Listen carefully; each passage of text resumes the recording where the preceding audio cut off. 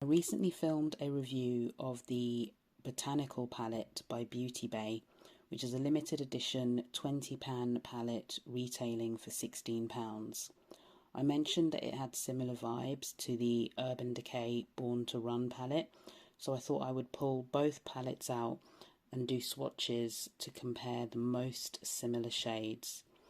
I'm going to start from the bottom and go up because that's the order I did the swatches in. So we've got Lily next to Breakaway, Mushroom next to Weekender, Sea Moss next to Still Shot, Savannah next to Blaze. With Eggplant, I've swatched all three of the purples. None of them are a match, but I just wanted to show you all the purples were available. Hellride, Guilt Trip and Wild Heart. I've got Oak next to Riff, Amazon next to Big Sky, Artichoke next to Wanderlust. So none of the greens match, but again I thought I'd swatch them next to each other to show you. I've then got Fall next to Stranded, Clay, and I've swatched that next to Still Shot again, and finally Dune, which I've swatched next to Weekender, another shade which I've already swatched.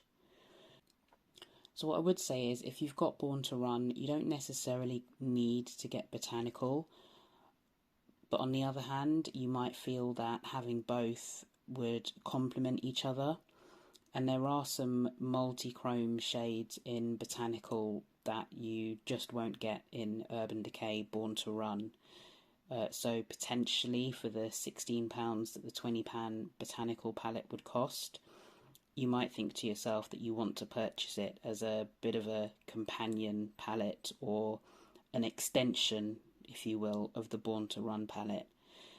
I don't think there's anything that's really an exact match, but perhaps like Lily and Breakaway are quite close down at the very bottom, as are Sea Moss and Still Shot. And then you've also got Dune and Weekender that are very, very similar. And I mean, on the eyes, I don't think you'd be able to tell the difference. So there we have it. Swatches of the By Beauty Botanical palette next to Born to Run by Urban Decay.